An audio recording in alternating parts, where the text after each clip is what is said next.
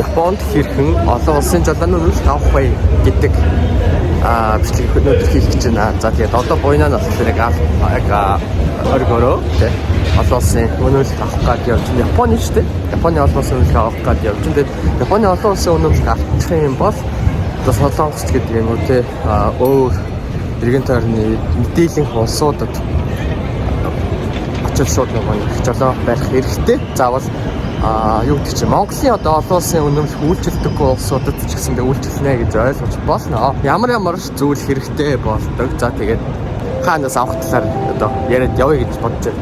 Одоо юуны дөрөнд болохоор жолооны үнэмшил авахд хоёр газраас авах боломжтой. Нэг нь болохоор үнэтэй минкийн осента буюу одоо тухайн мууж дүүргүүд байдаг. Үнэмшилтний төв болон хоёр дахь нь болохоор дүүрэг болгонд байгаад байдаг цагдаа газрууд байгаа тийм ээ. Авч замын цагдаа газруудаас авах боломжтой.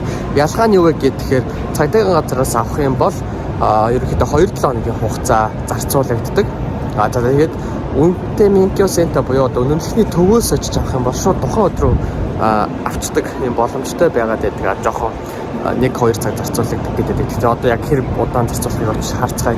Нөгөөх нь болохоор баг 2-7 хоног гарan болдог. 2-7 хоног нь яагаад хийж байгаа вэ гэхээр тэнцээ очиод бүтгэлээ хэлгэн тэгээ тэнцээс үнэтэй минкийн сентер одоо явуулаад тэнцээс үнэмшигч нь буцаж ирээд за тэгээ тэнцэнээс нь шуудангаар танилцсан мэдээлэл явуулаад та шуудангаа барьж буцаж очиод гээд амар хугацаа шаардаад байдаг. Яг амар яараагүй хүмүүс тэгээ нэг өдөрт ингээд хэмжээний цаг зарцуулах боломжгүй хүмүүс бол тэгж гэртээгээ ойрхон цагийн газар очивол зүгээр яаралтай шууд өнөө маргашгүй яг авъя гэж байгаа хүмүүс болохоор тэг тал өдрөөч юм уу те зарцуулаад яг үнэмшилтний төв рүү явсан зүгээрээ.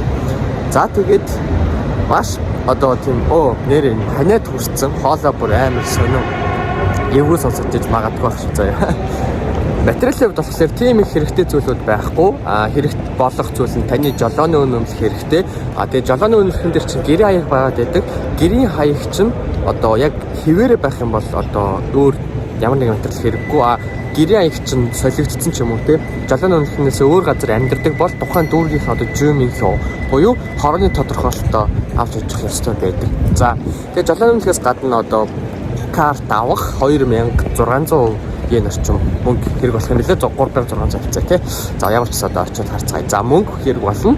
За тэгээд дээрээс нь C зураг хэрэг болно 3.5 болон 4.5-ийн хэмжээтэй C зураг хэрэг болно. За тэгээд ингээд болчихж байгаа.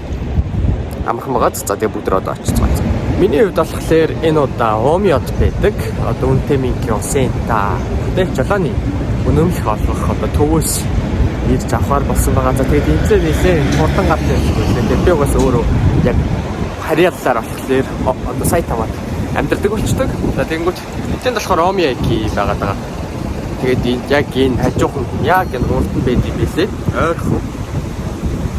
Йоо ямар аимшиг хүтэн юм бэ. Йоо.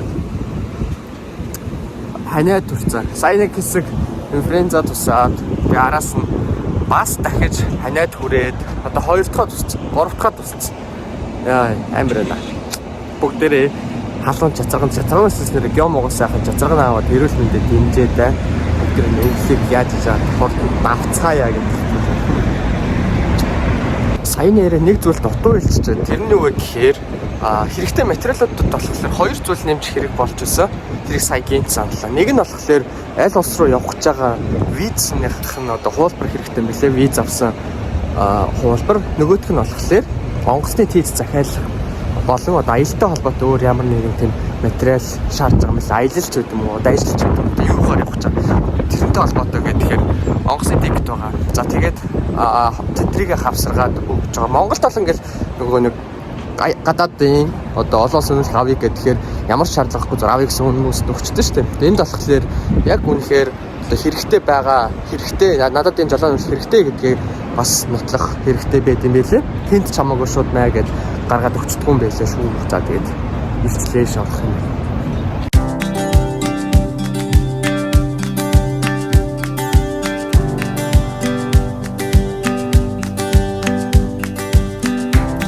За тэгээд үүдэндээ бэлэн мөнгөөр үйлчлэхгүй шүү гэсэн байсан. Тэгээд дандаа кредит карт юм уу эсвэл утасны одоо аппликейшнуудын төлбөрөөр төлөх боломжтой юм байлээ. Дотроо бичлэг хийж болохгүй гэсэн болохоор зургууд оруулчих. Гаднаасаа нэг иймэрхүү дотор талдаа яг ийм байдалтай юм байлээ. Тэр дунд талд нь байгаа төхөөрөмжнөөс бүгдээрээ карт буюу одоо цаг аваад дуудахыг нь хүлээн. Цаг авахаас өмнө энэхүү шоглоомыг бүглэх хэрэгтэй юм байлээ. Айгүй амархан анкет байсан. За тэгээд дуудахаар нь энэхүү шоглоомоо хэрэгтэй материалуудтай наваачиж хураалгаад болчтой юм байлээ. За тэгээд бэлэн болоод гарч ирэхдээ иймэрхүү байдалтай. За зурган дээр ингээд дартстай. За энэ нь нууцлал юм шиг байгаамаа. Авсныхаа дараа дотор талд нь гарын үсгээ зураал болчихж байгаа. Тэгэд иймэрхүү байдалтай гадна талаас харагддаг цаасан үнэмлэх байсан. Би тэгээд анх орсон цагаас гаран гартал ойролцоогоор 1 цаг 10-20 минут гаран зарцуулсан байсан. За ямар ч байсан аваад гараад ирлээ. За ийм зүйл байт юм байна. Ийм цаасан үнэмлэх.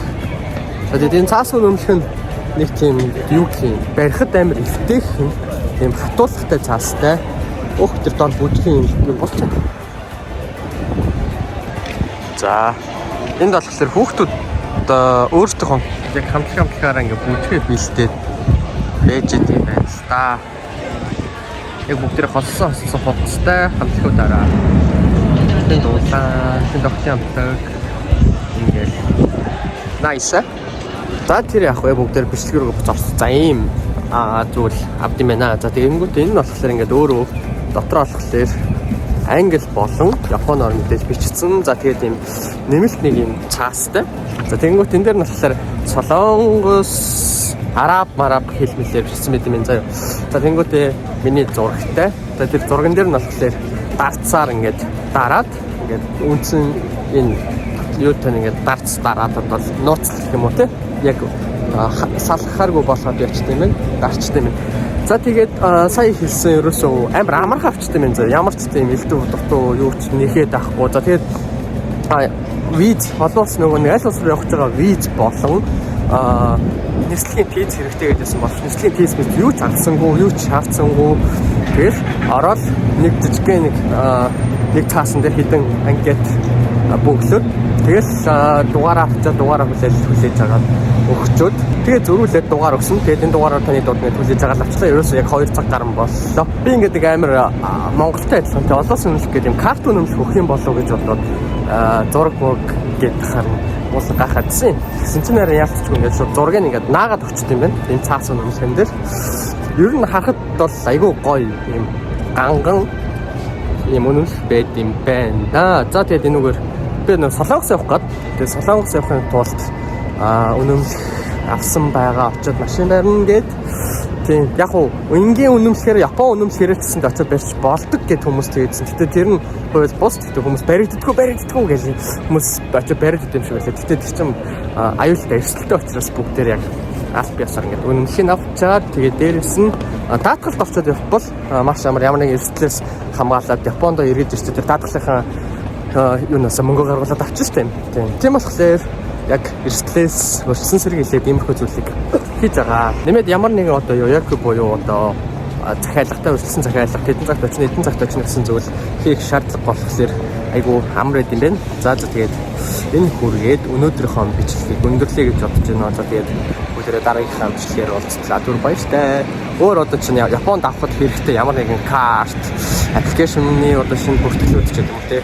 Хүмүүс ингээд яг яадаг бол гэдэг амар асуугаад байдаг л та эргэлзээд байна. Тэгээд би өөрөө бас яг нэг жисэн хийж байгааг одоо яг ингээд боддоор ингээд туршаад ингээд челленж хийж үзэж байгаа зүйлүүд бас их байгаа гэдэг учраас төдийлөн бичлэг оруулахгүй. Гэхдээ зарим нэг зүйлүүдийн болохоор надад ч гэсэн хэрэгтэй мүү би ер нь хэлж байгаагүй юм байна гэж боддог зүйлүүд бас бих байгаад идэв.